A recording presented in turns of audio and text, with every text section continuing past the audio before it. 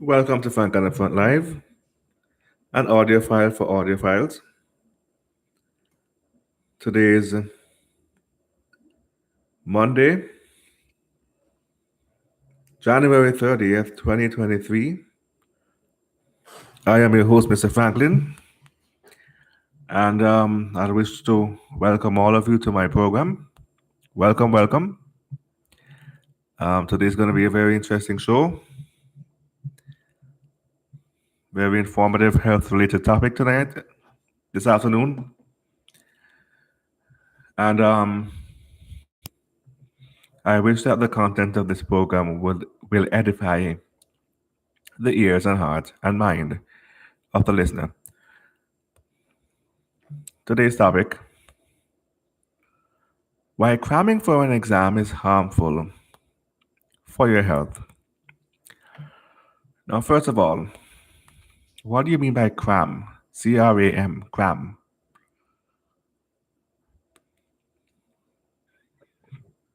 It means to compact something, to pack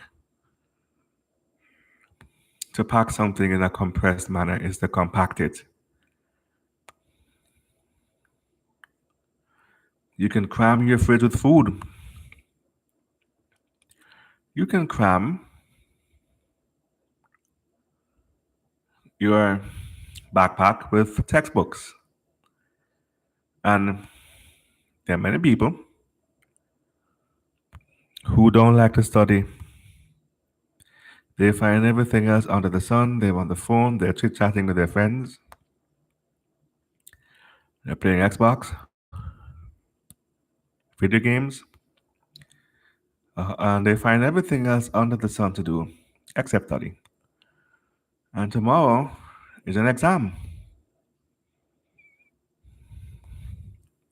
But at 11:45 at night, they're burning the midnight oil.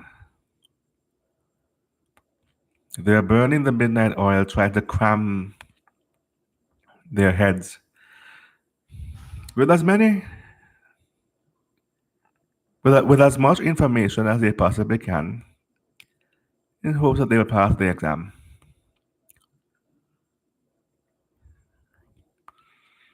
But here's the catch.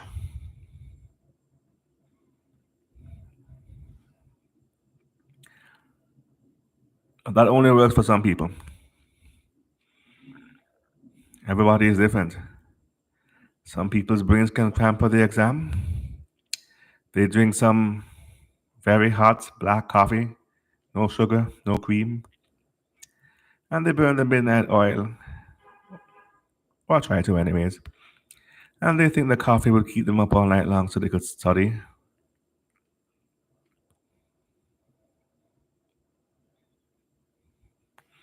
But sometimes it doesn't work. They fall asleep, anyways.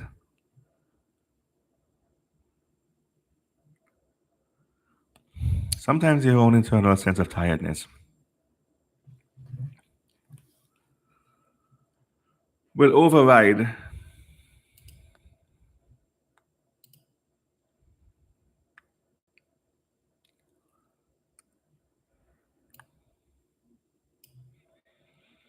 your whatever it is that you put into your body to stay awake, whether it's coffee, whether it's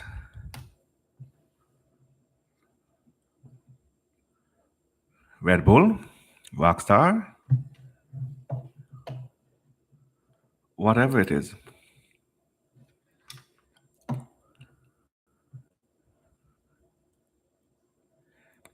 Your body's internal natural sense of tiredness will override all of that.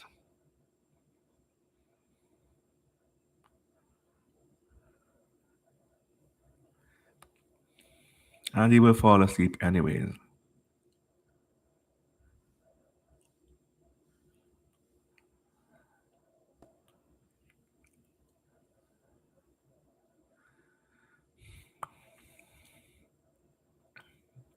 Which is good. That's even the point of my show for today.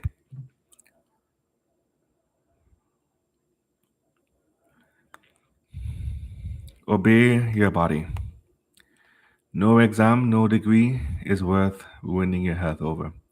You want to have enough health to enjoy the degree, enjoy the jobs and opportunities that will come as a result of having the degree, and the many friends that you will meet in life for you having gone to college and for having that degree. You want to you want to enjoy. You want to enjoy having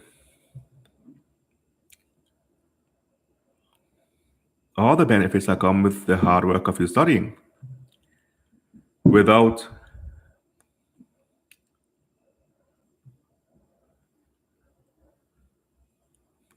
the interference of the consequence of the very thing you're trying to accomplish. How does one then go about doing that?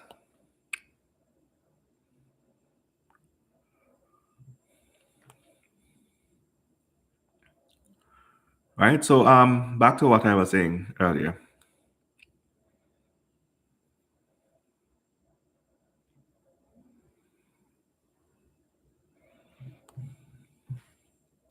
There are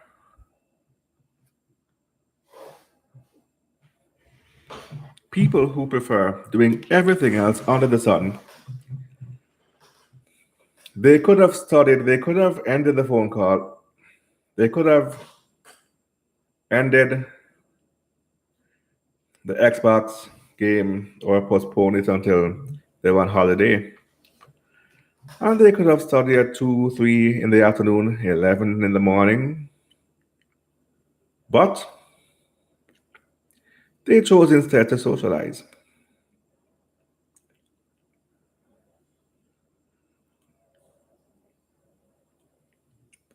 And they rather ruin their health by staying up past midnight, which we talked about that already on last week's show. How your internal sleep rhythm, your circadian rhythm, is tuned to the atmosphere and the environment of the universe, and how the reset takes place between midnight and 6 a.m. And if you are already in bed before midnight, then the chances of you getting a more restful, peaceful, restorative sleep is far greater than if you went to bed after midnight or at any point between midnight and 6 a.m. Any sleep that you happen to get is not really a full restorative sleep. You simply crash. You crashed so you could survive, but it's not real sleep. Real sleep is a planned event. You shower, you eat, you watch an hour of television, primetime television,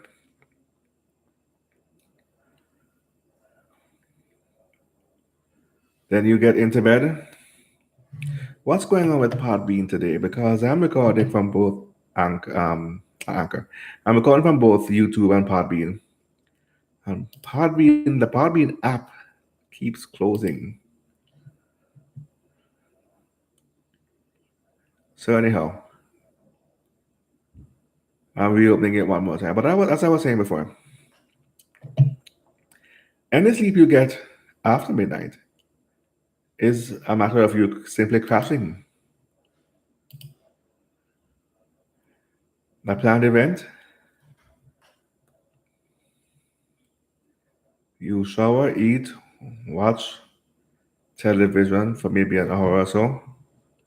But then when it gets close to bedtime, many of us have our nighttime lullabies on our phone, and many of us have our morning alarm on our phones. So the idea of we're so dependent on our phones that the idea of locking the phone out the room or the bedroom seems unrealistic. How will I wake up without it? How will I even fall asleep without it? Well, we have these settings on our phones that you can enable night vision,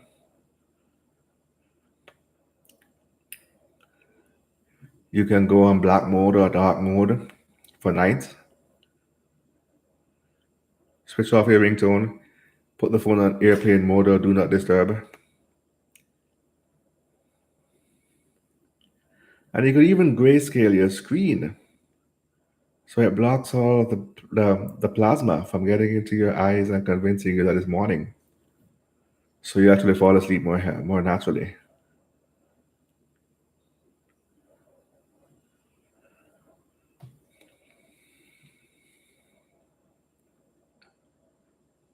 So we have devices to help us fall asleep. We could even set the not only the wake up alarm but also the bedtime alarm in accordance with our circadian rhythm, whether we want 6 hours or 7.5 hours or 9 hours, whatever we want.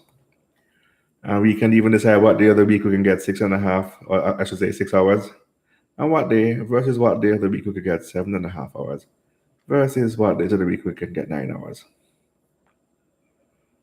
So we have devices to help us. And when we lie down in the bed to go to sleep, we're supposed to specifically go to sleep. We're not supposed to be scrolling our screen looking for videos to watch until we fall asleep. Everyone does that, but it's not even good for us. We're supposed to be playing some soft music, some white noise, if you will. And a very good example of white noise is the piano works of Frédéric Chopin, the piano compositions of Chopin or Debussy, or whoever it is. Those are examples of white noise, or even Beethoven, or Mozart, or whoever it is. Even Swan Lake by Peter Tchaikovsky, very brilliant musical composition for bedtime, soft music. Your table lamp is supposed to use an incandescent bulb at a wattage of 40 watts or dimmer, and the lampshade should be made of a color that is a very soft shade of color, whether ivory, which ivory is a shade of off-white or is white mixed with yellow. You get ivory, or you get lime green, or light blue, or lavender. Well, for the lampshade, maybe not lavender or light blue, but you know what I mean. Like the best color is ivory for the lampshade. But the color of the curtains in your room should be soft colors, and that's where your light blue and lavender would come into effect, or even the bed sheets. All those things will help set the environment for peaceful, restful sleep. Meanwhile, there are people who are burning the midnight oil. All these things are here to help you be a healthier, more functioning person. But you're ignoring all of the phone settings, ignoring your bedtime alarm, to burn the midnight oil to study after midnight, to disrupt your circadian rhythm, when in fact you were supposed to have been studying from 10, 11 o'clock earlier that morning, or find time throughout the course of the day. There has to be work-life balance, you know. Yes, indeed, there has to be work-life balance.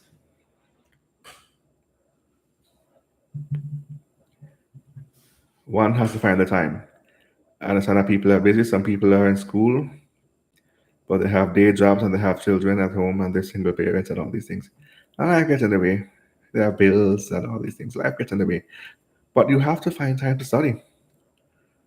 I recommend if you, well, first of all, I recommend studying at your leisure, bit by bit over an extended period of time. But if you must cram, then I recommend falling asleep around 10, 10:30, maybe even 7:30. Wake up at 4 a.m. naturally, no alarm, and study from 4 till maybe 7. While the world is still quiet, you're well rested, and your brain is more capable of digesting what you're studying, anyways. And that's when you study, mornings, not nights. Everybody's not really a morning person, I get that, but studying at night, burning the midnight oil, cramming for an exam disrupts your circadian rhythm.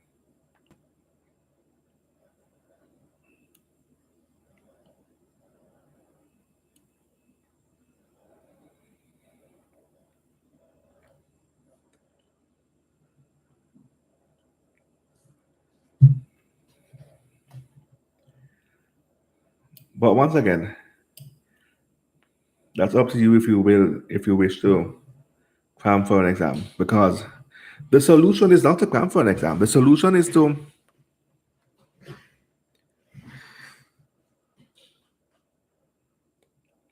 study over an extended period of time. You heard this? You ever heard the saying, Rome was not built in a day? That is very true. Rome was not built in a day.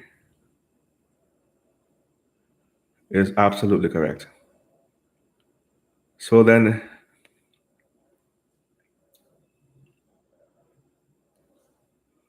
the solution is based on that saying. The solution is you put 2 hours in every day, or on most days. You take a break maybe on Sundays. And Sundays you do whatever. Sundays you call your friends on the phone. Sundays you text your friends. Sundays you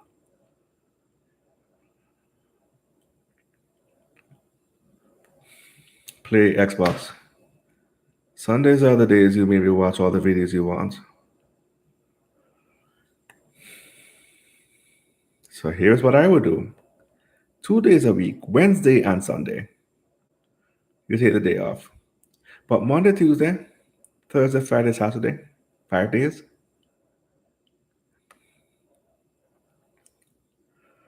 you dedicate 2 hours to studying. Find some place private, whether it's your own car, or a friend's car, or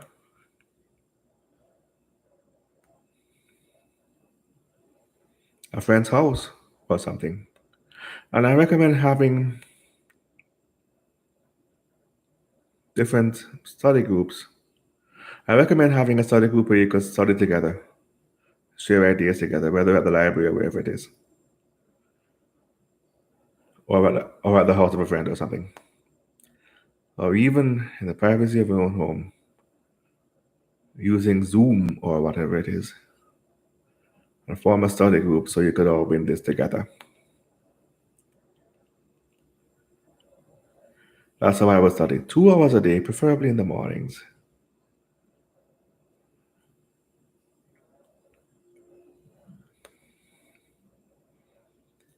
Early mornings.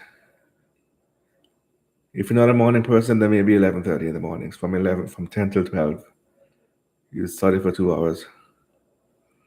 And you take your time, study at your leisure, and digest each paragraph in your textbook carefully. Don't rush ahead of yourself. Digest each paragraph and break down the concept or the principle of what is being described step by step without getting too far ahead of yourself. Because after all, keep in mind, this is based on the fact that Rome, which was at one point the world headquarter of absolute power and dominance, was not built in a day. So if the world headquarter of power and dominance at one point was not built in a day, then neither is your understanding of what you need to pass the exam.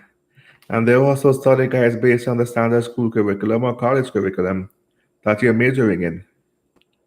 So you know what to study when, and you know when the exams are coming up. If you do that,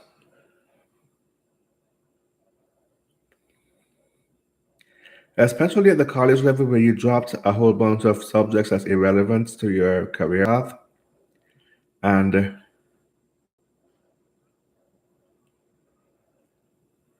you are you have narrowed it down to focus solely on your major, it becomes a bit easier. Tedious, more tedious, yes, but far easier because all the other subjects have been eliminated from your curriculum.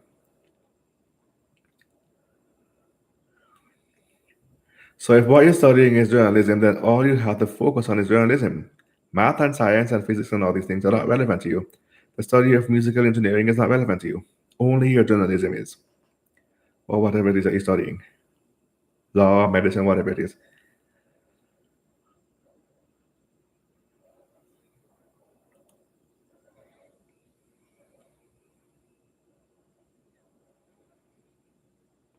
So the solution, and by the way, studying is not just, it doesn't just entail textbooks anymore as it once did. Studying used to be so boring at one point. Everything was all textbook, textbook, textbook. Nowadays, you have podcasts and YouTube videos and means by which to learn. So learning is more fun. And it incorporates the teaching of the subject matter to people who are more visual learners, who learn from videos or audio podcasts more than they do from textbooks. Not that they can't read, but they have ADHD. So reading is futile because their heads are all over the place.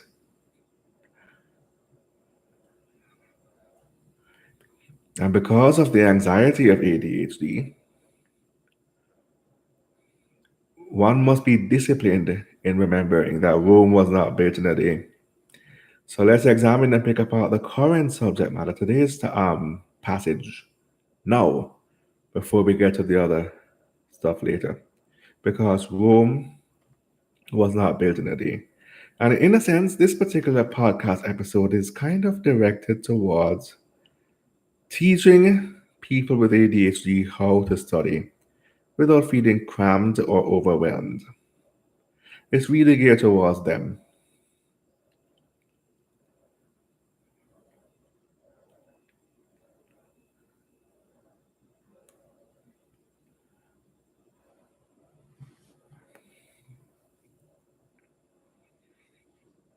So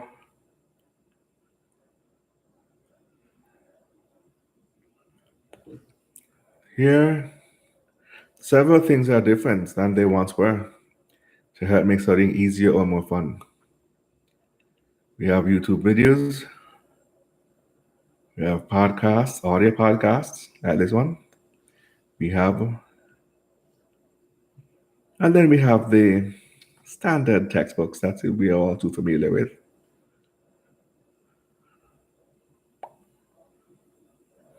So watch the videos, take notes.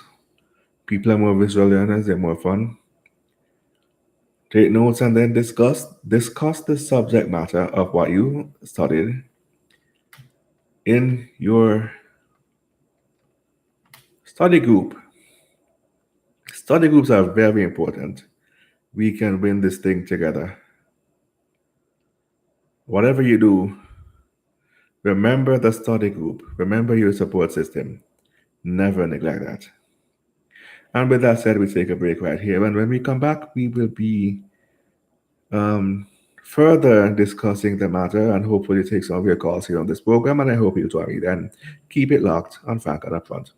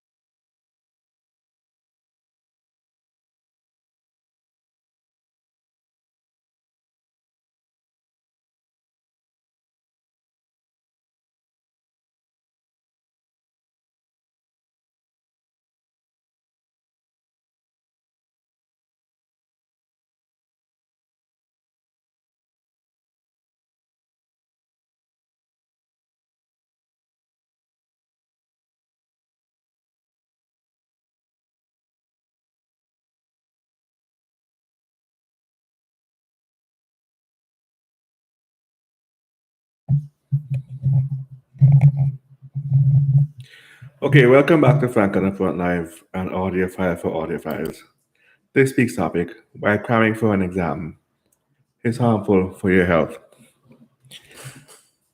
In the previous segment, I was suggesting means by which one can effectively provide work life balance so that they can still study without cramming for an exam.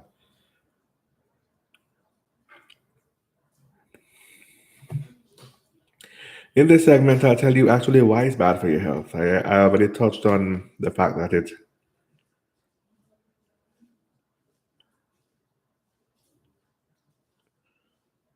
disrupts your circadian rhythm at night if you study at night. But people can cram for the exam during the daytime too. They might value their circadian rhythm and their sleep cycle so much so that they will still find time to do everything else under the sun. Leave the study for the last minute, but they studied during the daytime. They are not out of the woods either. They are still at risk of developing health complications as a result of their very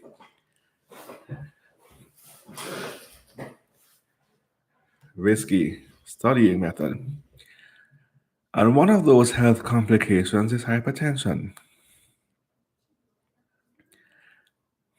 and migraines because you're developing stress,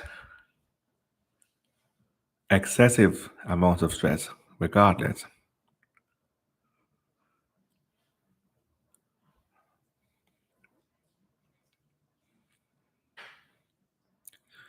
So, with that said,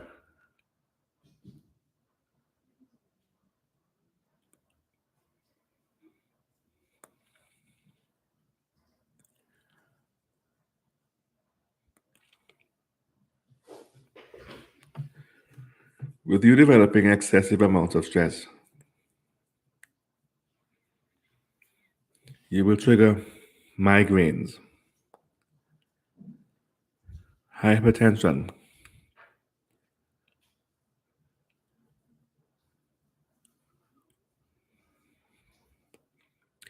not only that, but you're putting things in the body that doesn't belong there.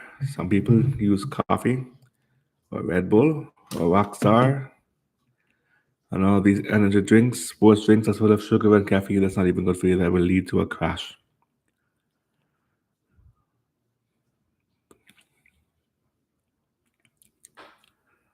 Or they're using marijuana or whatever it is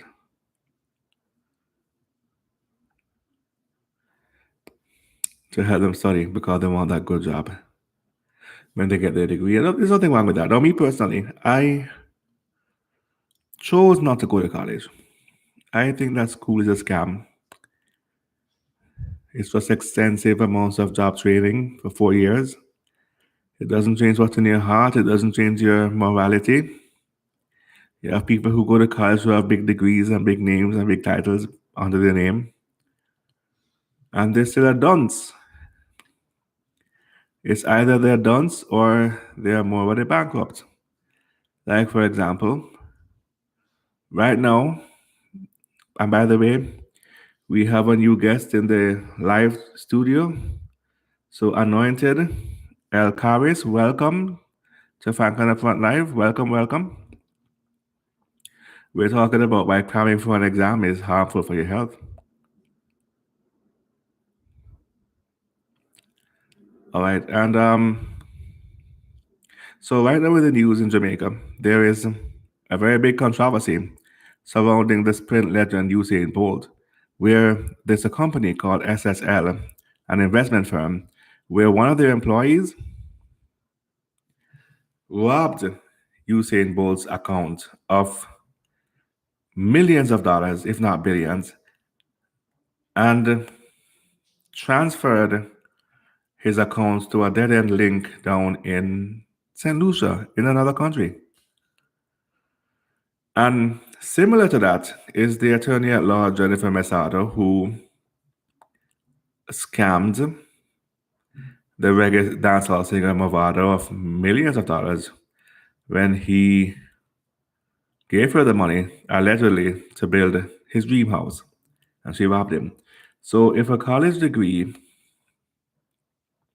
could not have prevented Jennifer Masada from robbing Movado, or prevented that employee from SSL from robbing Usain, then there are many people who believe, especially in the West Indies, where there's lots of classism based on who is the first in the family to go to college and get a degree.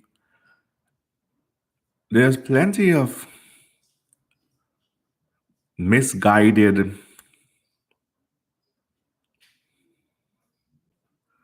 belief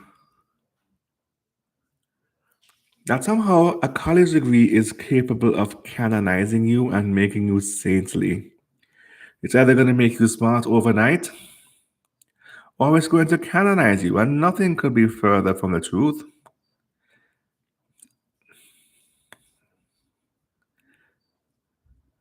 People go to college for 4, 5, 6 years, still end up being an idiot. Now, don't get me wrong, they understand their profession and they know how to do their jobs because they got extensive job training. But apart outside of their profession, they're idiots. They're dysfunctional. And then you have people on the world stage who tell you that they are your president, they are um, your celebrity, you're this, you're that, whatever it is, in the public eye. But they're stupid. And the reason why they're allowed to thrive on the world stage is because they have a handler who's behind them, controlling their every move, pulling them like puppets on a string. It's either they're reading off a teleprompter or they have a transponder in their ear with their handler telling them exactly what to say, when to say it, how to say it, and how to make their face. Just so everybody who's behind them can eat off them. Say, for example, you have President Biden, who is alleged to be suffering from dementia, but he's still on the world stage and he otherwise couldn't function if he didn't have a handler controlling him. So someone's behind Biden. He's not the one in charge here. And I suspect that that may be Kamala Harris, the Vice President Kamala Harris, waiting for her turn while he warms the bench for her. So that's one example of that. They're not very bright, but they appear bright because they have their handlers. Same thing is true for Alexandria, whatever her name is, Ocasio Cortez. Not very bright, but they have their handlers behind them.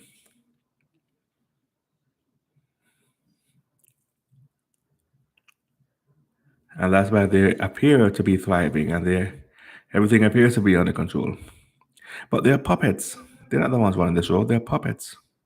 They are the figureheads, the face to the crowd. But their handler, you never see the handler. You never see them. They're incognito. They're behind the scenes. And they're the ones reaping all the benefits. And that's how they make it work. So all the college degrees in the world didn't make these people smart. It didn't change their heart or their character either. So all the classism that's based in the West Indies that makes siblings and cousins fall out because they're competing over a college degree, because they think it's somehow going to canonize them or save them, make them saintly. Nothing could be further from the truth. It is an urban myth, and these people still buy into to this very day, and so ridiculous. So, me personally, I know I'm smart. I don't need a college degree to prove it. I know that my heart is pure. I don't need a college degree to prove it, to be a social indicator of morality. So I chose not to go to college. It was a waste of time. I was a young man. The situation was dire. And I had to get a job to get one to get out of there. So I didn't have time to focus on college. And if I did, if I was life was easier, I still wouldn't choose college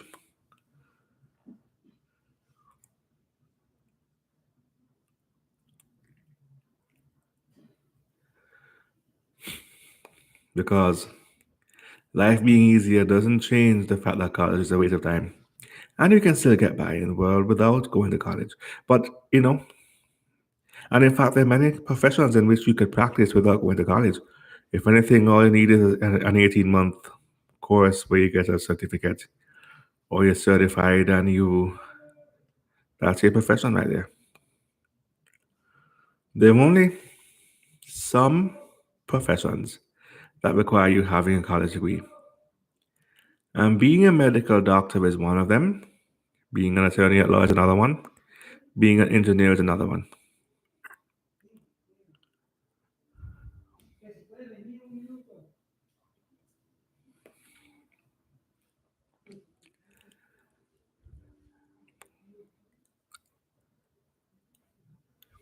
If those are the professions that you want, and you like being a doctor, like being a lawyer, like being all those things, then go for it. Absolutely. Go to college, get the degree that's required for you having those professions. But understand something here. Even after you get your degree, you still have to pass the bar exam to be a lawyer, and you still have to be board certified to be a doctor. And you having a college degree is not good enough for the board or the bar. It doesn't exonerate you from having to take the mandatory bar exam. It may be a path towards.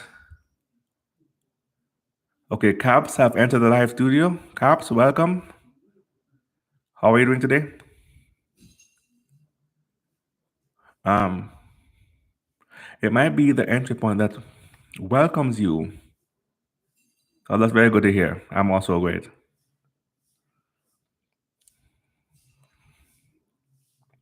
That welcomes you into opens the door for you to take the bar exam, but it doesn't exonerate you from being required to take the bar exam. So if you want one of those professions, then definitely go to college.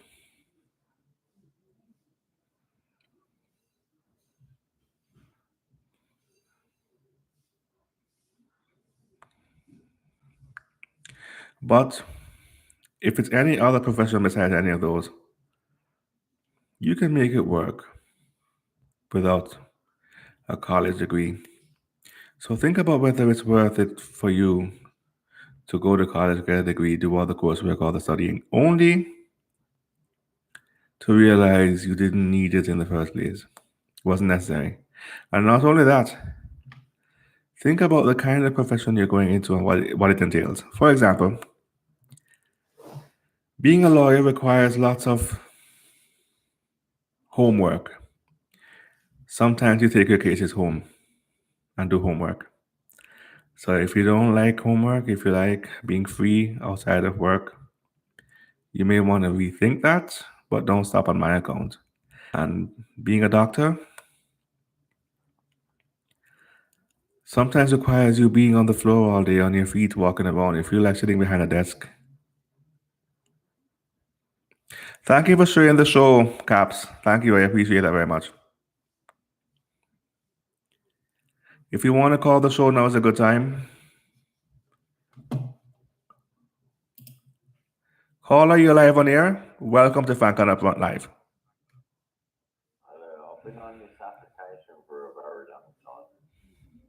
Yes, welcome.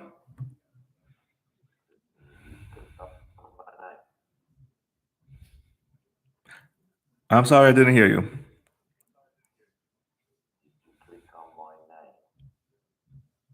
No, I did not. Your handle, you mean, right?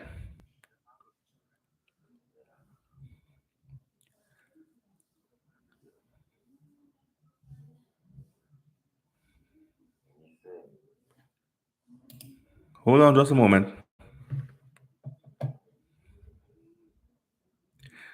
All right, your profile. Let's see what's going on here.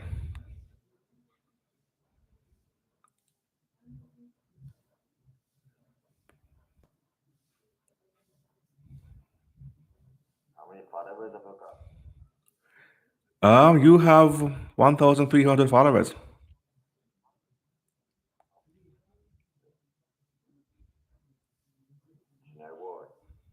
No, I don't know.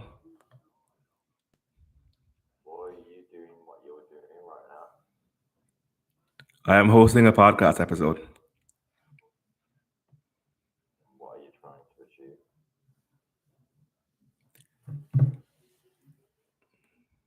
I'm trying to help people to be healthier, have healthier mindsets.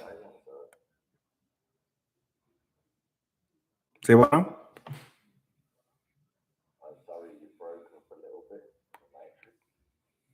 Okay.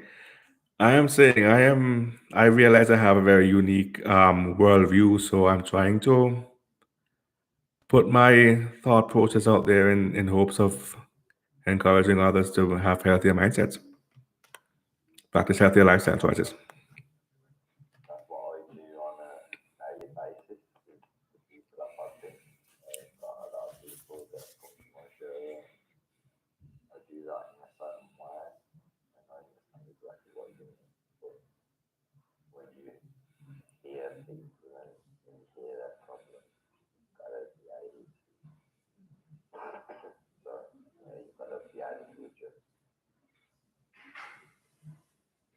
What do you mean by adjust?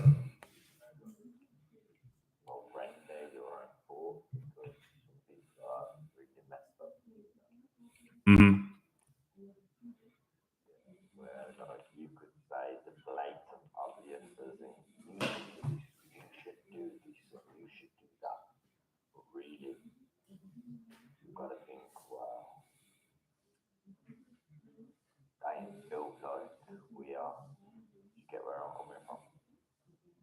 Oh yes, I understand very much.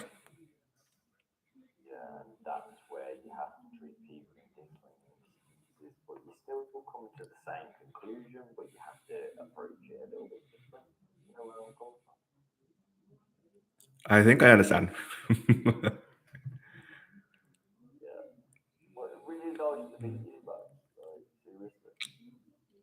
Well, thank you very much. It's an honor meeting you as well.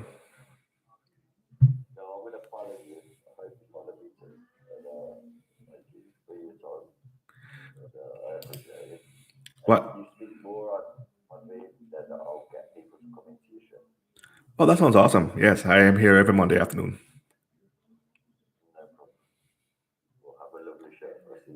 Thank you very much. Have a good day. Goodbye.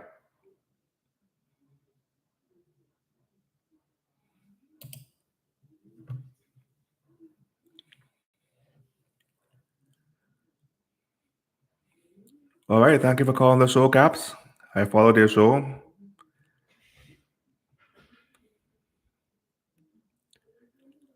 And thank you very much for your support. Now, as I was saying before,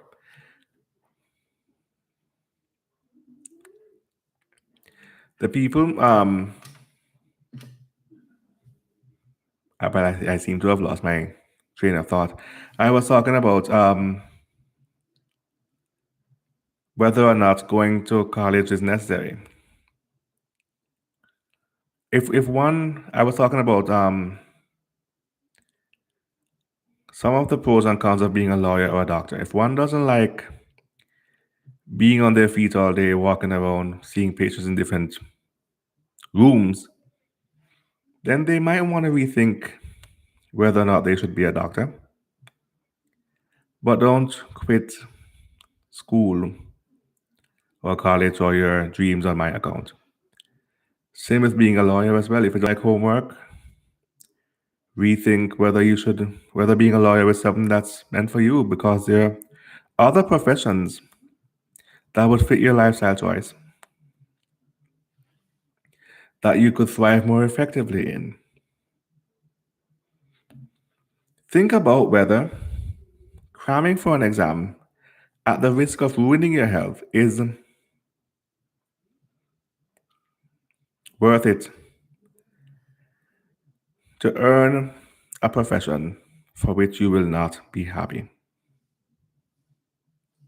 And not only the sacrifice of studying, cramming for an exam, but also the costly tuitions that you will be paying to enroll in school to begin with.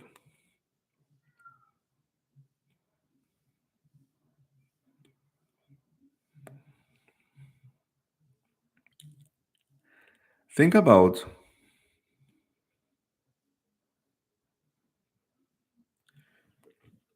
whether it's worth it to you. Think about why you want to practice the profession of your interest. Why are you interested in that profession?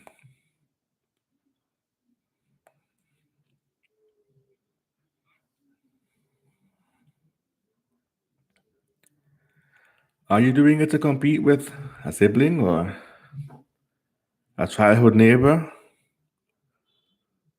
or just someone you're jealous of? Are you doing it to level up? Many men are very jealous that their girlfriends have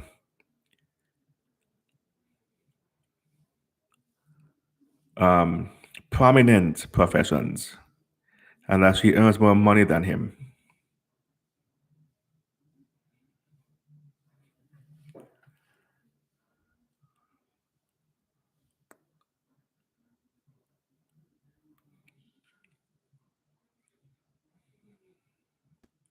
And as such, they enroll in school. They don't have the head for it or the heart for it, but they enroll in school to prove a point to their girlfriend that, look, don't feel bad for me. Don't pay for my meals. I could earn money too. I could be a lawyer too. And the answer to that equation, if she didn't think you were worth it, she wouldn't have dated you in the first place. If she's dating you, it's because she thinks that you are worth it. And it doesn't matter what profession you have when she met you, because she's not dating you for your profession or your car or any of those things. She's dating you because of you. Not your profession or your degrees or your cars or your mansions or any of those things. She's dating you for you. And many men complain, they only want me for my money. They won't date me for me. Well, congratulations. You got one who dates you for you, but she's a lawyer though, and you're insecure. What really do you want?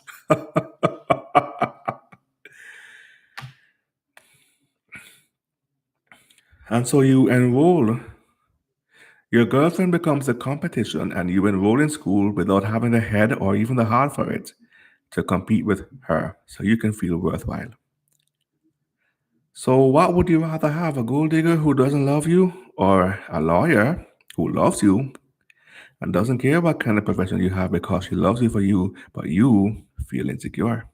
What would you rather have? Make up your mind, please. Because if I were you, it doesn't make me an inferior man. I would humble myself and date a lawyer or a doctor. And that's even if I didn't have my podcast that makes me feel worthwhile. Because you know why I have this podcast? It's not to feel worthwhile as a journalist. It is because my heart is into it. If my heart wasn't into it, I would have quit 3 years ago. I wouldn't continue with the kind of listenership count that I have now currently. So that should tell you something. It's a very, very fulfilling hobby.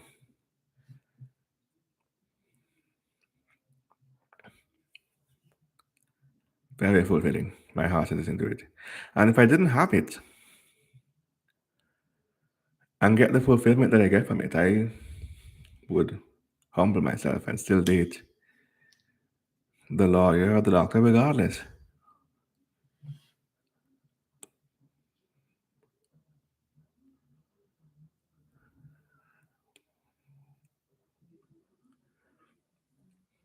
Because I finally met someone who loved me because of me, and she is intelligent enough to finish school and start her profession. Sometimes in life, we have to level up. You can't date the dregs of society and complain that there aren't any good women, there are gold diggers. You're not going around the social circles of lawyers and doctors. You're not meeting the top tier women. How can you complain? You're not giving yourself a chance, and when you meet the top tier women, you don't know how to behave. How can you complain? Good women are out there. You just don't feel adequate.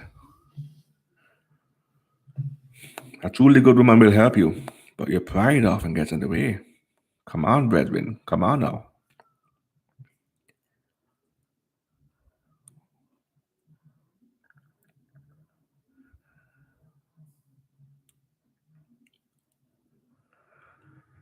Let her help you. And as long as she's doing it respectfully, she's not throwing it back in your face. And as long as you know and she knows that it's not a sugar mommy situation, it's a genuine love situation, then you don't got nothing to prove to the world. So that was a sidebar. Let's get back to the main topic now. So do you really want your profession, or are you competing with your girlfriend or siblings or anyone who you may consider to be a rival? An old childhood neighbor who used to mount you, you know the ones. Why do you want it? Why do you want that profession? Because if your love for that profession is not coming from the heart, therefore you don't love the profession. Therefore, you're trying to get into it for all the wrong reasons. And when your head can't take a bookwork now, you then complain. Your head can't take the bookwork, as they say in Jamaica back in the old time days. And then you complain that it's too hard, but I gotta prove motherfuckers wrong. And let me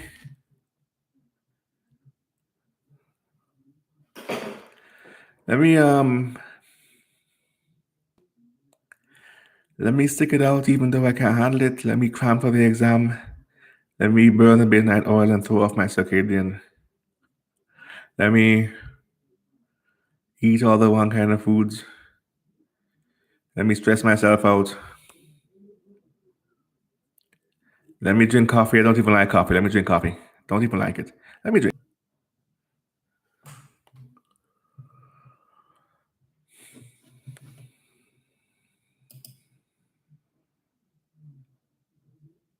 NRGT. Let me drink Red Bull. That's not even good for me. Let me drink all these things.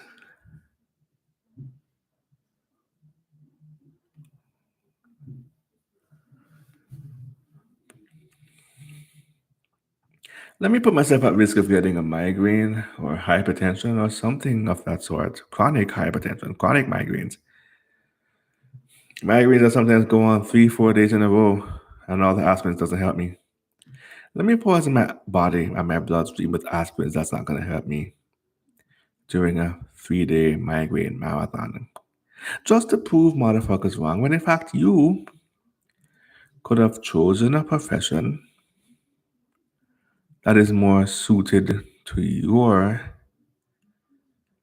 preferences, that you could thrive in it more effectively, and come to find out you might not even need to go to school for that. You might not even need to, I mean, of course you got to go to school and get training for it, obviously, but you might not necessarily need a college degree or to go to college and do 128 credits over a 4-year period necessarily. Not necessarily.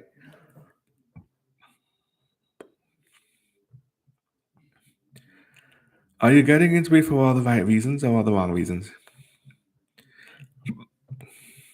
Let me tell you something. In order to be a journalist, you must love the truth. You are a liaison between the government and the public. And you must have a vested interest in making sure the public know the truth. You must be a whistleblower,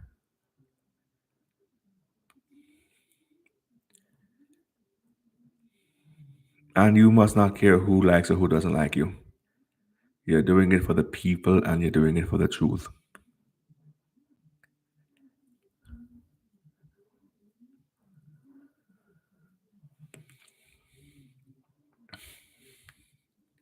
And because you're a whistleblower, people will come after you and your family.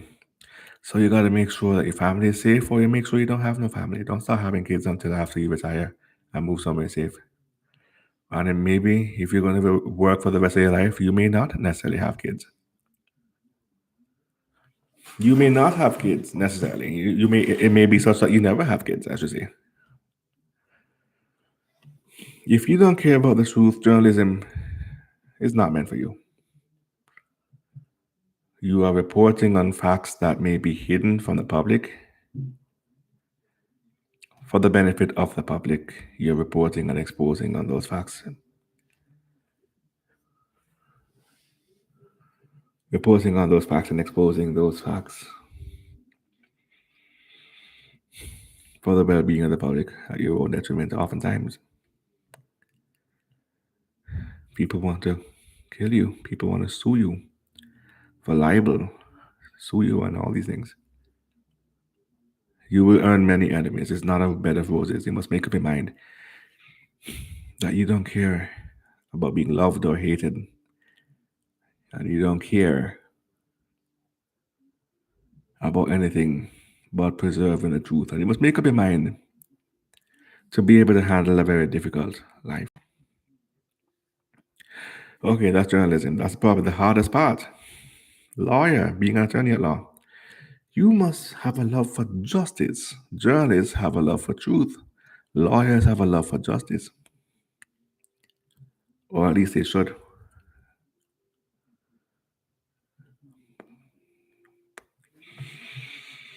Regardless of what someone is accused of doing, if you believe in their innocence, then you may defend them. But if you don't believe in their innocence and you know they're rotten to the core, then don't defend them. And if you're going to defend a known criminal, murderer, rapist for the money, then don't be a lawyer. Because we don't need lawyers like you trying to be defense attorneys for criminals, trying to get them off the hook, trying to put dangerous dregs back on the streets. We don't need that. You must have a love for justice. You must use your powers to see that justice is done. Especially, you will need to be ethical and honest, especially when you consider you could potentially get a promotion one day. And when lawyers get promotions, you know what they become? Judges. Lawyers become judges. And there has to be an ethics committee that will judge. They will do a peer review and judge whether you are worthy based on whether you're ethical, honest, trustworthy. You too must have a love for truth, but you must equally have a love for justice. And doctors, you must have a love for people. When an old person needs a hip replacement or a knee replacement and you fix their knee or their hips, you know how happy they are? You know how many elders I've seen they get their hip replacement, their knee replacement, their pinched nerve in their back fixed, and they're happy and laughing? You know what a blessing it is to have something that causes chronic pain that keep you up at night. Someone repairs it for you. I don't know what it's like, but I can only imagine. I have a cognitive imagination as to what that must feel like. It must be a wonderful feeling, beautiful, beautiful feeling. And you must have a love to heal people. Otherwise, being a doctor may not necessarily be right for you. And if you're going to be a pediatrician, you must love children. And if you're going to be a veterinarian, you must love animals, dogs and cats. Now, some veterinarians have animal phobia. Well, you can decide to not treat an animal that is the subject of your phobia. For example, a very common animal phobia is ophidiophobia, the fear of snakes. So if you have ophidiophobia and you're a veterinarian, then a snake owner comes into the store, into your clinic one day with a snake, after you recover from your heart attack, it's not funny. I don't like snakes either. After you recover from, I'm sorry. I hope it doesn't happen to you. You may then recommend from the safety of your window in your office, of course, recommend them to another veterinarian who actually treats exotic pets. But apart from that, you must otherwise love animals. Otherwise, why are you a veterinarian? Many doctors end up becoming veterinarians because they never passed the exam, and so therefore they are not qualified to treat humans. So they try out for the exam to treat animals, and sure enough, they pass that one. So people will more likely trust you with animals than they would with humans. Many people who are veterinarians, they didn't want to be, and they don't even like animals, and they fell short. And because they don't like animals, they have to do their jobs. They will do their jobs, but they don't care the same way an animal lover would care. So your dog or cat will not get the same treatment as a veterinarian who actually loved animals and enter the field of veterinary medicine with the specific intent of having that love for animals.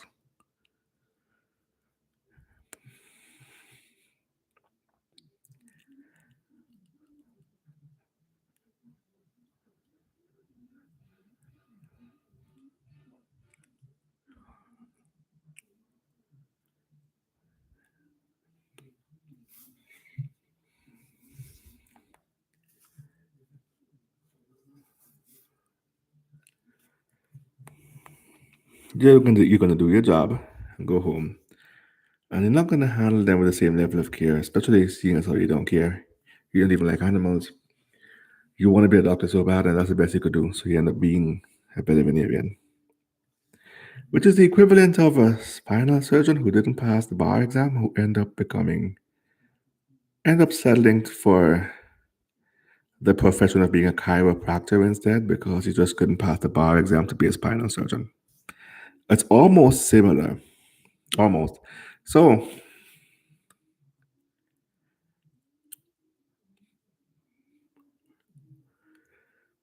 if you're going to do something, show you care.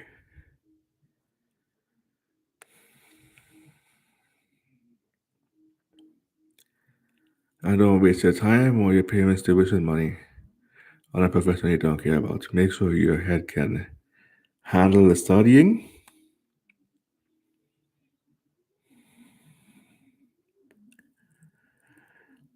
and make sure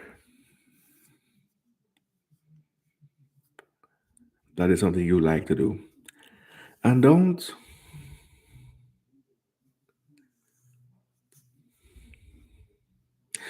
enter a profession because you want to be the third in the family to be a doctor. My daddy was a doctor. My granddaddy was a doctor, and I'm gonna be a doctor too. No, no, no. You can be a rock star if you want. You can be a reggae singer if you want. Whatever it is. You don't have to do something just because your father done it, your grandfather done it.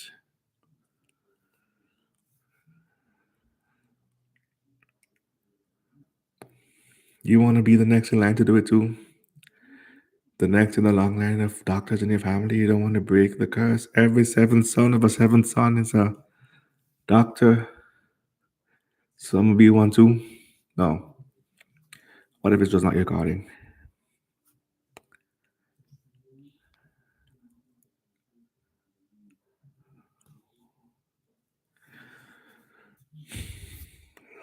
So make sure it's something you want to do. Don't let the family talk you into it.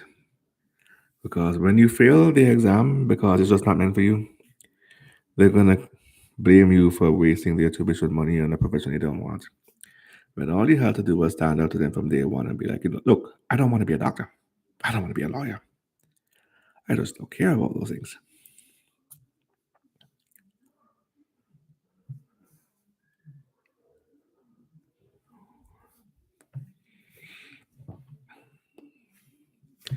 Many of you are studying in vain for something you don't even like, putting yourself through unnecessary difficulty for something you don't like. If it's something you have a passion for and you truly believe in it, no one or nothing can stop you. Nothing or no one can stop you. So you have to have a natural passion for it, and you'll be well within your rights to endure hardships, even though you can choose to work smart and not hard. Remember, I told you the study group and the work life balance 2 hours a day, 5 days a week, Monday, Tuesday, Thursday, Friday, Saturday. Wednesday and Sundays is your off day to do whatever you want. Remember, I told you that.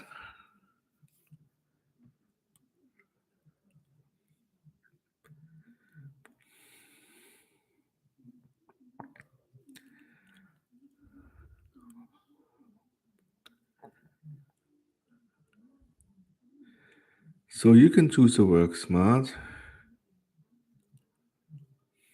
even if you have a passion.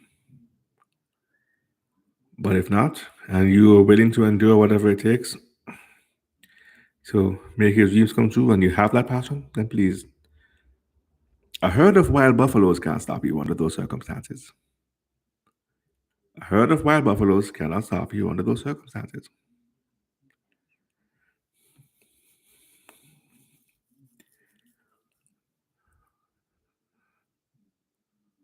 All I can do is recommend that you work smart, not hard.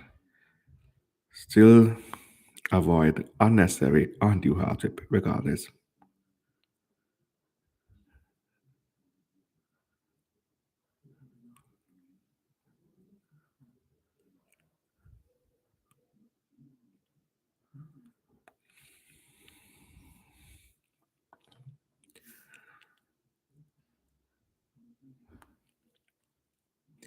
So, assuming that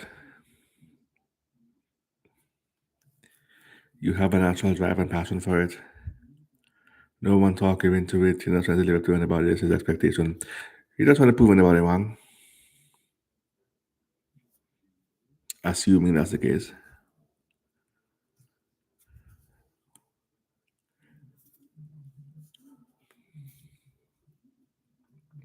And you want to do it because you love it,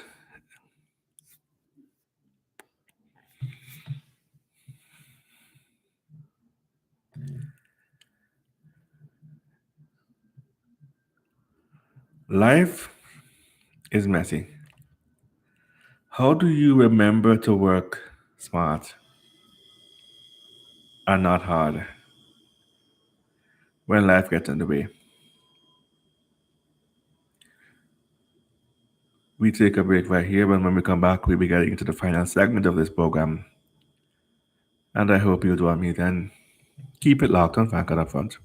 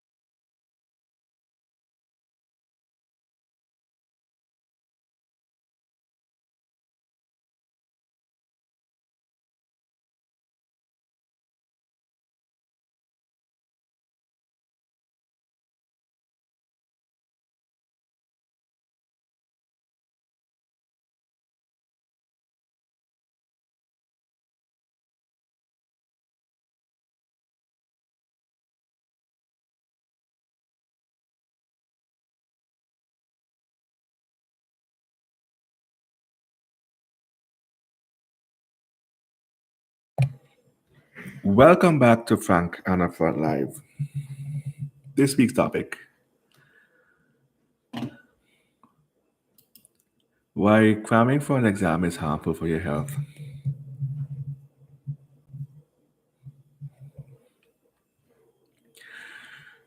In the previous segment, we primarily spoke about why it is such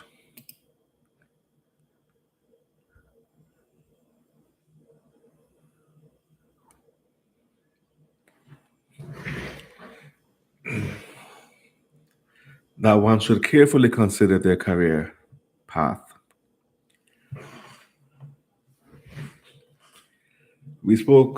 I mentioned that one should think twice about whether they really want the career that they're studying for and paying for, or having their parents pay for.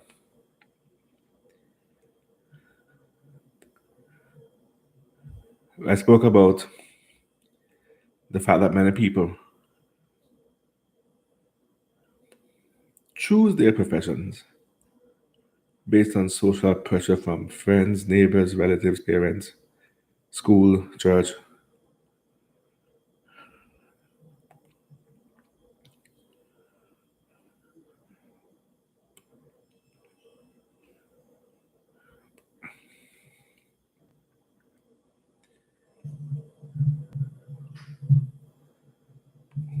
Because people want to level up, people want to compete with even their very girlfriends or even relatives. And as such, they often find themselves in professions that they don't like because they were competing in the first place. And then towards the end of the previous segment, I said that if you pass the test, and the two tests are, or three tests, do you have the natural passion for it? Do you have the drive to make it happen? And even with the drive, are you still willing to work hard, work smart rather working hard? Much rather than working hard, are you willing to work smart to achieve the same exact end result versus cramming for an exam?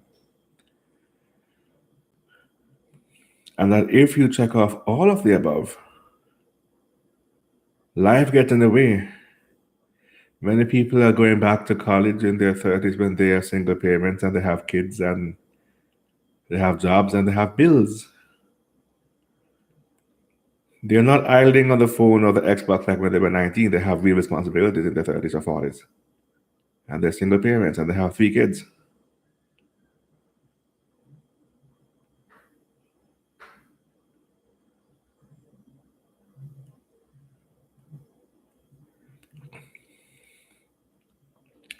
How does one effectively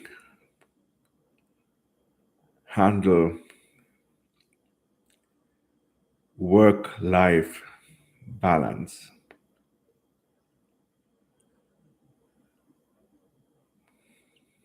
and find the time to study at their leisure versus simply cramming for an exam?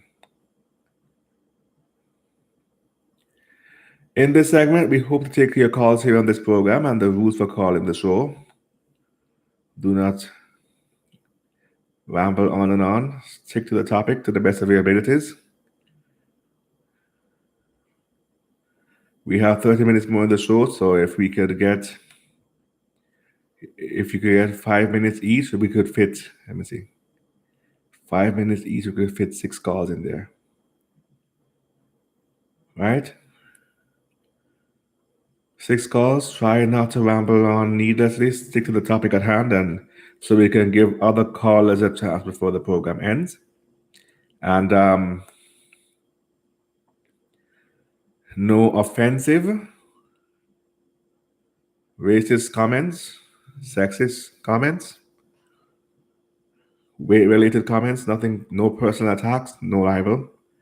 And if you break those rules, I will cut you out the program. Let's all be respectful, please.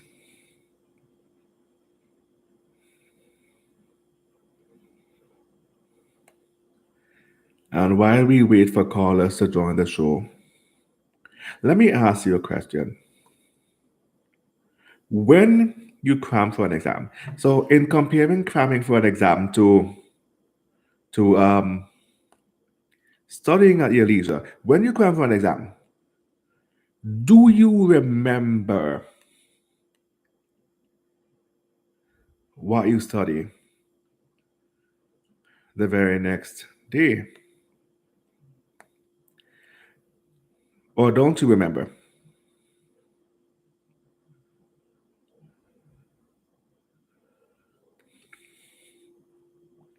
Because I've asked that question, the same question, to a friend of mine when she was still in school, and she said that she remembers enough to pass the exam.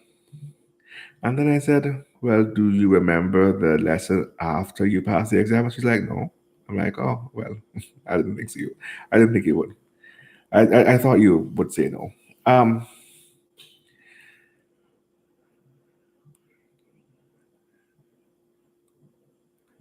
so let me ask you a question then. What are you studying for?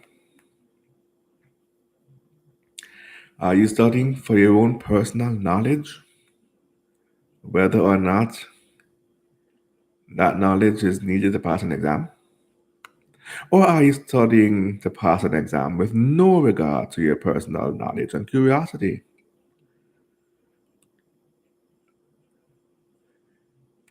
And that's a very good poll to leave on the podcast episode when I publish it as such. Two questions. Question one: do you remember the lesson you learned when cramming for an exam or when studying at your leisure? And number two,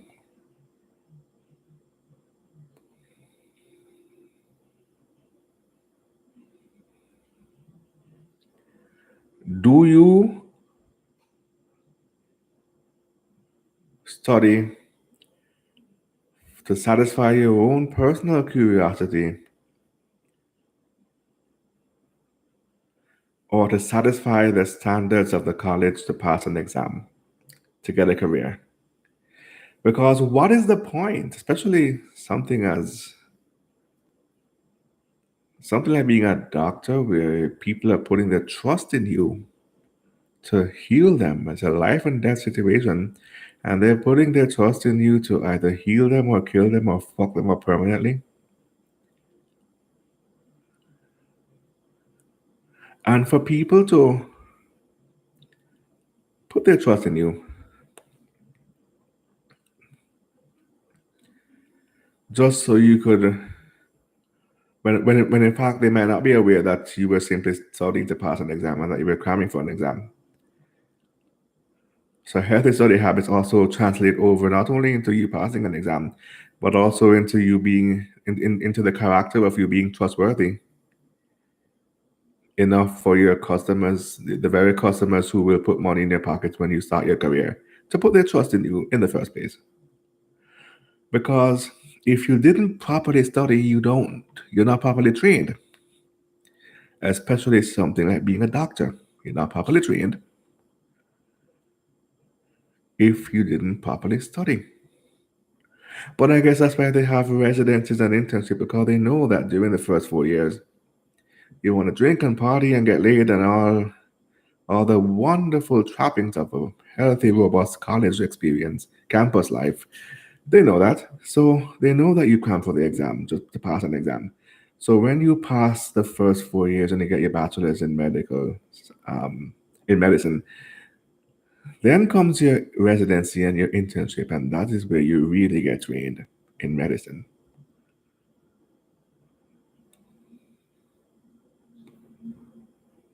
Especially something like medicine, where it seemed like it would take almost 10 years plus your bar exam. Not bar exam, I meant board exam. Near the 10 years plus your board exam. By the time you start practicing your profession, you're damn near 30 years old. 30.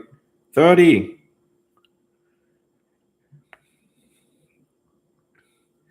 So you dedicate the entire decade of your 20s to studying. But if all you did was cram for the exam, you're not properly trained. You forget what you studied the moment you leave the exam room because you didn't study at your leisure. You crammed for the exam and you did so while you were tired, stressed, and having a migraine and drinking coffee. And you didn't study properly. And the moment you leave the exam room, you forget everything you study. Where that can easily be corrected because once you leave the exam room and you get some sleep, go back and study at your leisure. Look over the work, look over the results and study, and meet up back with your study group and study at your leisure next time. So that can be corrected, but there are many people who don't do that. You need to have lifelong, permanent knowledge of what you studied. Lifelong, permanent knowledge of what you studied.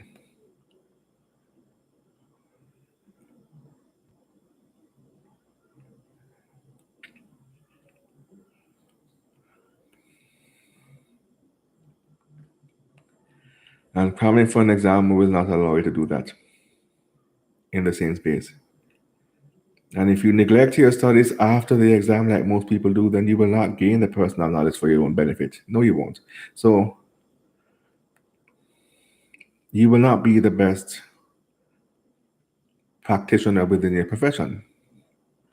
But people are putting their trust in you. If I have a migraine or a tummy ache, guess who I'm going to? You, the doctor. And if you pass the exam without the knowledge, without the personal knowledge for your own benefit or mine, guess who gets screwed? Me. But 9 times out of 10, doctors have a bad reputation of simply being trained to write prescriptions. They're often said to be in the pockets of Big Pharma and GlaxoSmithKline and all these companies. And all they want to do is write prescriptions for aspirins and Zantac and all these things for the patient to give them all these medications and all of that. That's not even necessary. But that's only if your complaint is not very serious. They write a prescription for blood work, send you to the lab, and then write a prescription for medication and send you to the pharmacy. So when you're done with the lab and the blood work, you go straight to the pharmacy to get a bunch of medication that's not even really necessary. And only if the blood tests come back indicating something truly critical, like cancer or diabetes or hypertension, will you, or HIV or something, only then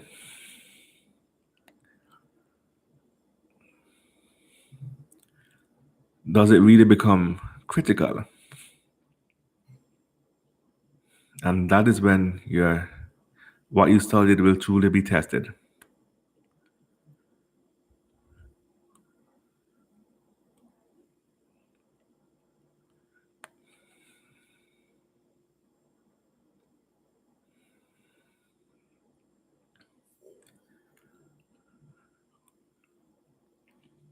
That is when you will truly be put to the test, and then we'll know if you're a quack or not. Then we'll know.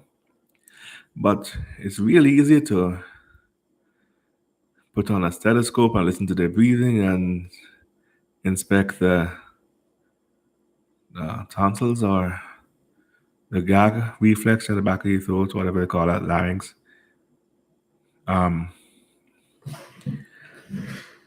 And then send the person for blood work, send the patient rather for blood work and write prescriptions and all that. Real easy, very easy.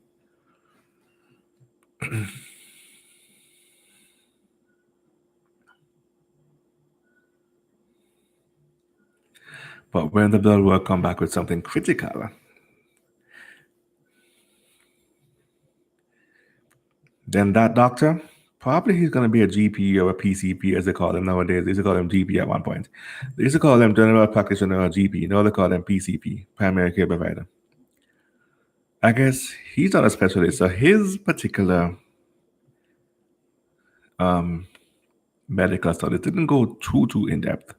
The specialist studies go in depth. So when the blood work comes back, your GP will simply write a prescription for an oncologist or whatever specialist it is that specializes in condition.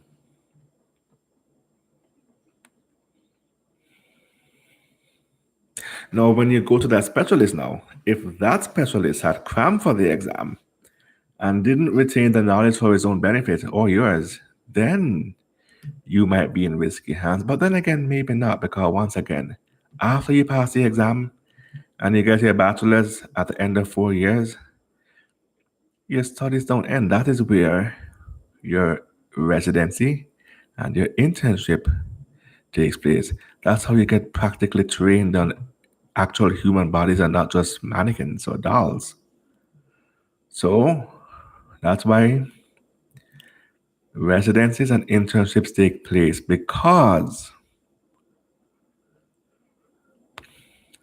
colleges know that people cram for exams and they don't retain the knowledge for their own personal benefit after the exam. They know that. They observe you guys on campus going to parties and drinking and doing all these things and neglecting your studies. They know that. And because they know that, the exam serves to show your willingness to retain information. Once you have shown them that you have the potential of a good memory, then they recommend you for the internship or the residency. So I guess that's how that works. If you have ever studied medicine and you happen to be under the sound of my voice, then please tell me if I'm right or wrong. And that's why studying medicine takes longer than studying law or studying journalism or broadcast or engineering or whatever it is. Speaking of engineering, I would think that similar to medicine, engineering is the second best or the second most intense and rigorous and tedious study process. And the reason why I say that is because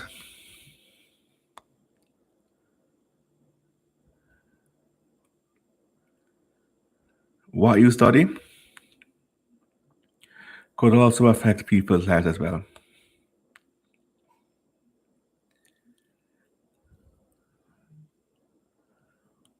For example, some engineers some engineers build bridges and freeways, and if he didn't put up the correct concrete beams, that bridge will collapse under the weight of an 18-wheel big rig delivery truck. That truck will shake the foundation of the bridge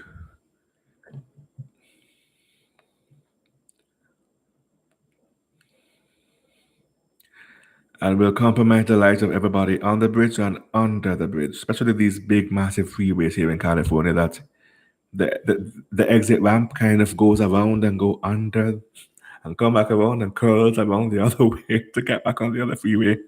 The 5 E's, the 101 South, the 210 West. Oh my gosh. Right. So, and the exit ramp to get from the 105 southbound to the 10 west to whatever it is. Curls around in all different directions. You gotta make sure you're building that shit properly. So, because people's lives are at risk and infrastructure is at risk, the studies of an engineer is the second most tedious studying process in comparison to medicine, I would imagine. When you're a lawyer, especially a defense attorney, people's freedoms are at risk. You could send an innocent man to jail and the real perp might still be out there on these streets. On these streets, the real perp might still be out there on these streets, being a menace to society and a danger and a threat. But then again, your job as a lawyer is not to prove guilt or innocence. It is to help the prosecutor or the defense or whoever you're defending provide evidence. And in fact, the burden of proof is on the prosecutor, not the defense. So if you're a prosecutor, your job is to gather evidence. If you are a defense attorney, your job is to argue in the freedom, in the innocence rather. If you believe in the innocence of your client, your job is to argue and convince the jury of the innocence of your client. So if you're a lawyer, a man's freedom is at risk. Maybe some money is at risk in civil cases and lawsuits. If you are a lawyer, if you are a journalist, people's public reputation is at risk. For example, I'm going to use an example that's already taken up precedents where there's no risk of libel. For example, I'm a journalist in 1998 and I saw Monica Lewinsky always with Bill Clinton. And I see her with Bill Clinton more often than I see Bill with Hillary Clinton. Now,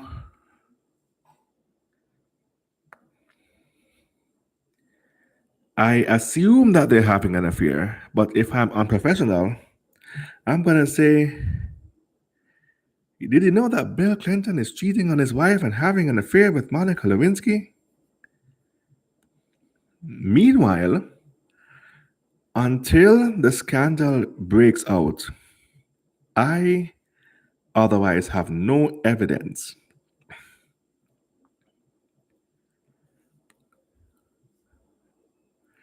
that they have an affair. But if I go on my program and I say,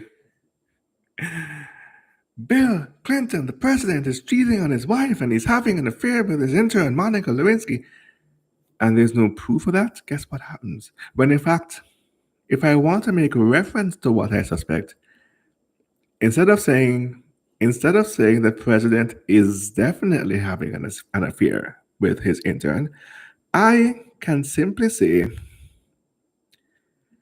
the president is alleged to be having an affair with his intern. Not that he is having one, but that he is alleged to be having an affair. If I'm not sure. Until I gather evidence and I can prove it, I should use words like alleged or believed.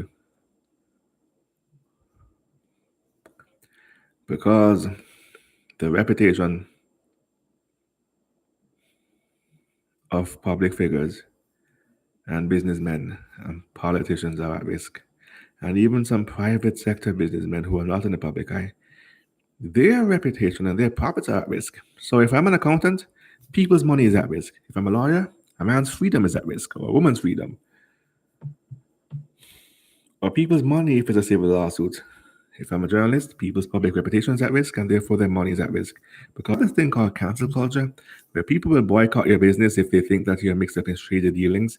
Like, for example, 3 years ago during the pandemic and during the election, the presidential election, when the CEO for Goya was seen supporting Trump. And cancel culture, the CEO for Goya became the next victim of cancel culture. And he now knows what cancel culture feels like.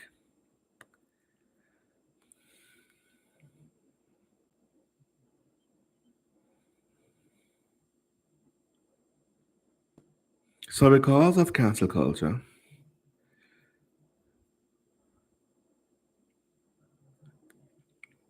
what we journalists say in the news can affect people's earnings and people's families. Because a group can decide to protest, to boycott the business by means of peaceful protest, or to carry out peaceful protest by means of boycott or cancel culture. Based on something that we said, and what we said might not necessarily be true. But if you never went to school, you don't know that. You don't know how to present the news without evidence.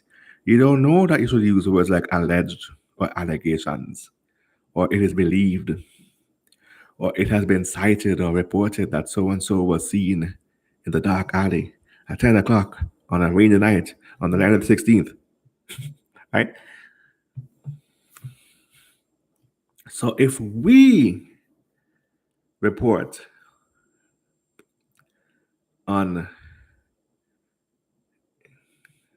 what we believe to be true without evidence, then we run the risk of ruining people's businesses and their families and all that and their income. And then they are well within their right to sue us under those circumstances, especially if it actually isn't true. And when they sue the radio station or the newspaper, we, the staff reporter, can get fired. And when we get fired, it's a community of staff reporters where no other media house will hire us because we didn't do our journalistic integrity.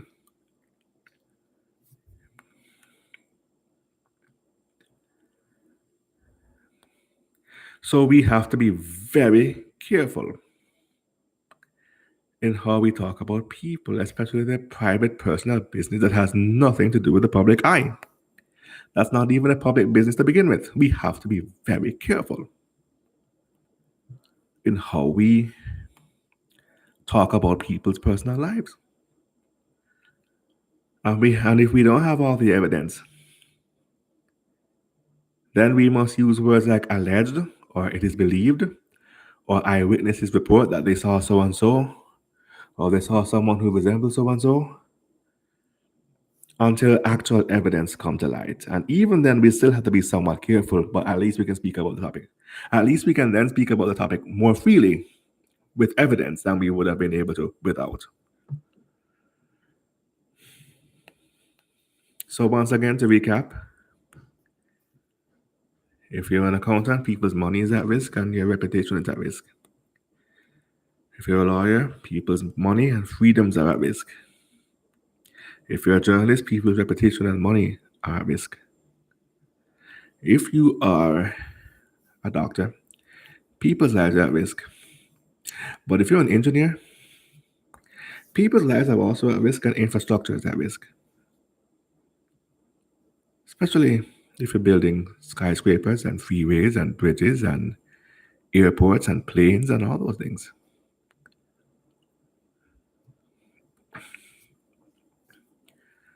People's lives are at risk, infrastructure is at risk. And infrastructure costs money, so money is at risk. So everything is run by money.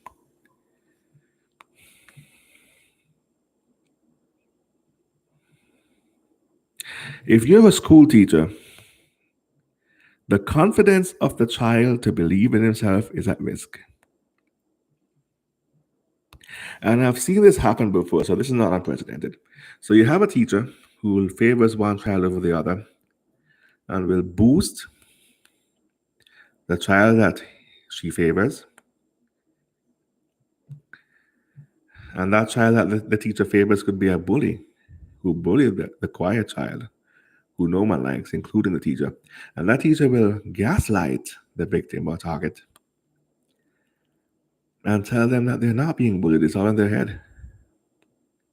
And then try and do a little sneak attack to kind of discourage the child, to do whatever it takes to break that child's spirit or self-esteem or confidence in himself that he already naturally had. Naturally.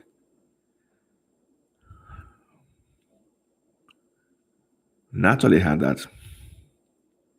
And not only that, if the child is not taking out the care of that abusive adult, the adults could, even if they don't do it themselves, they could lure the child into a trap to be molested by another adult that's not associated with the school.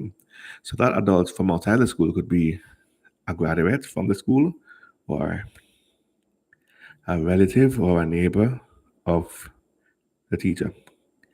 And that teacher could lure that child into danger to be molested sexually by the teacher's neighbor or somebody who no one would suspect is linked back to the teacher.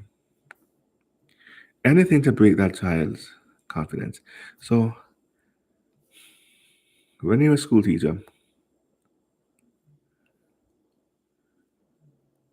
the life and death of your student's confidence in himself and is the student's safety, his physical safety, rests in your hands. So that's what's at stake if you're a school teacher. So my point is now,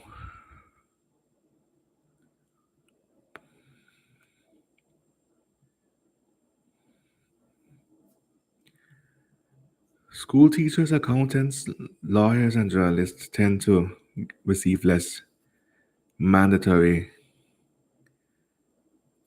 training and college courses than doctors and engineers.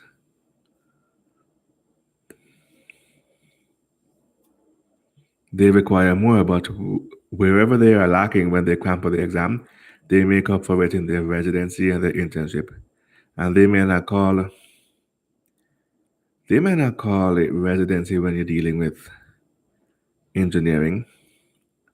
They might not call it residency. They still do their internship. They still get some kind of practical on the job training, and they still do their internship.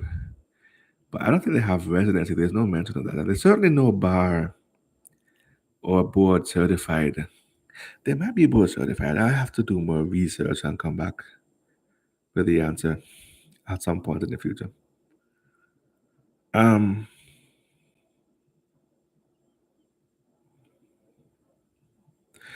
but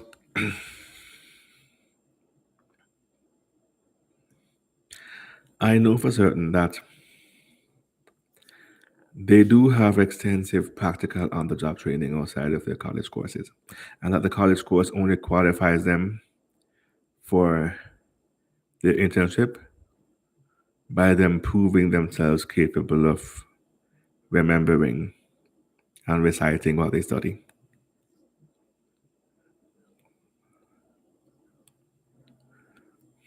But whatever it is, be that as it may, I go back to my two initial questions that I asked at the beginning of this segment. The questions are: do you remember what you studied?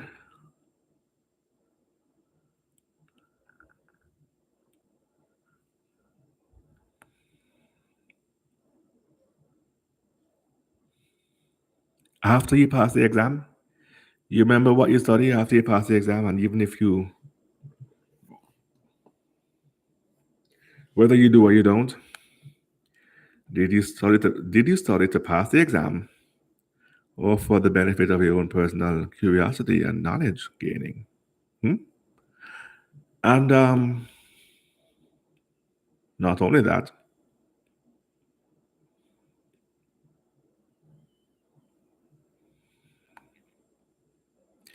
but let me tell you, me personally,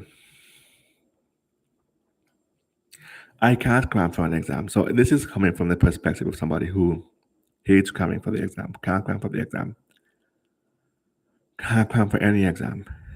When I study, I personally don't study to pass an exam. I study for my own leisure. And when I study for my own leisure,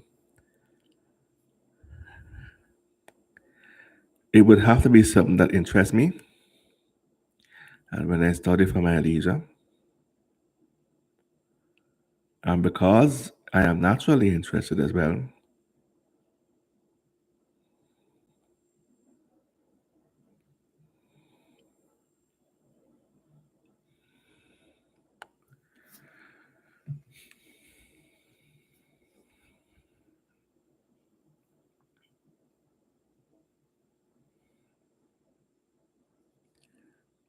I find that I study in advance. And so when they put the exam paper in front of me, I already have natural knowledge of the subject matter for which I'm being quizzed. And therefore, I can answer naturally, honestly, quickly, without anxiety. And I can finish early and look over my work or just be in my head for a while until the exam bell rings.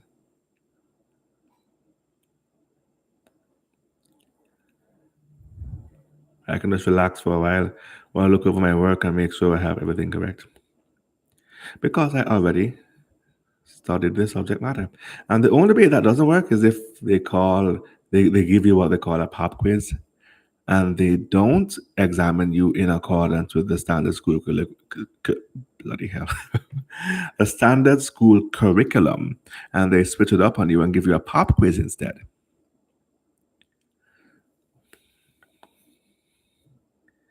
That's the only way that wouldn't work. Which, by the way, when they do that and they switch it up on you and they give you a pop quiz, all they're simply saying is, did you study everything or only what you think is going to be on the exam? And that's how they try and catch people who try to cram for the exam. Because people who try to cram for the exam think they know what's going to be on the exam. And the examiner might well decide, you know what? Cramming doesn't work. I hate cramming. Well, here, let me switch it up for you and give you a pop quiz. You're supposed to study everything at your leisure. You're not supposed to cram for what you think is going to be on the exam. You don't know what's going to be on the exam. You're supposed to study everything and you're supposed to space it out over the entire semester. Space out your studies over the entire semester and study at your leisure. Which brings me back to my initial point. The first thing I said at the beginning of the entire program. Tactics for successful studying when studying everything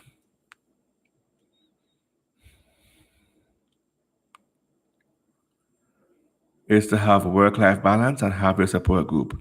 Your support group meets up for 2 hours, 5 days out of the week, and study as much as you can under the circumstances. Study at your leisure. You'll get there eventually.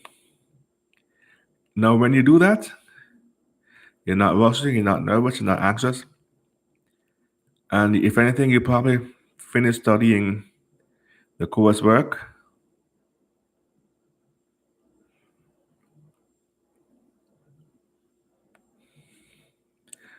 early enough that you can do a recap. You can look over your notes as to the important points that you took down and do a recap.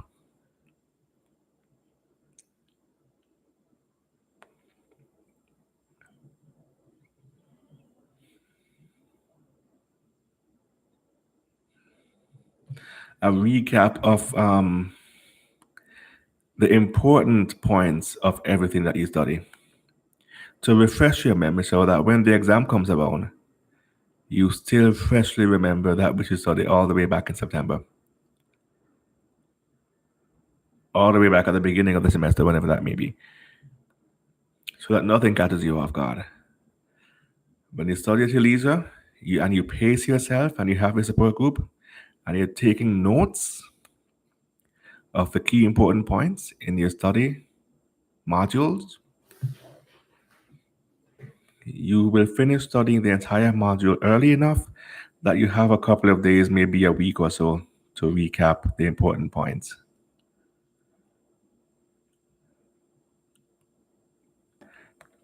Just like a press briefing. You know, at a press briefing, they give you the teasers, then the main points, then they recap the main points. Same thing. Exactly like a press briefing.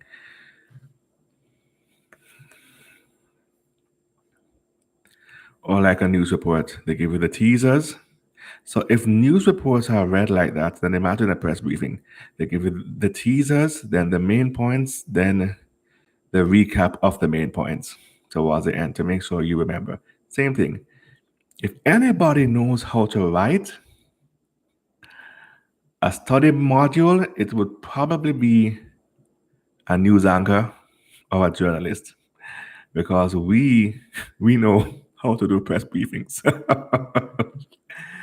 If it's one thing we know how to do press briefings, so we know how to write study modules. So that's why I guess that qualifies me then to tell you how to study, to advise you how to study. It qualifies me very much to tell you how to study. Very much so. So,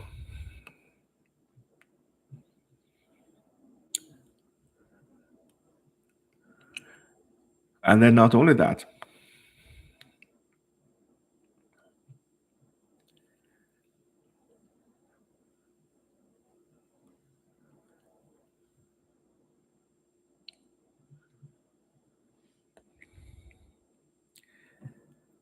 You take down the important points, and if anything, you can maybe tape record the study sessions. Yeah, that's right. Tape record the study sessions. And if anything, you could break the study sessions down, edit out the irrelevant points, and break them down into podcast episodes. Edit out all the sensitive information that could ruin someone's reputation, and edit them down into podcast episodes for the benefit of anybody who may want to listen. Think about that. I recommend tape recording your study, your group study sessions, especially if it's already on Zoom. But even if you're in somebody's living room or on the back patio, tape record the study sessions and change the way that we study.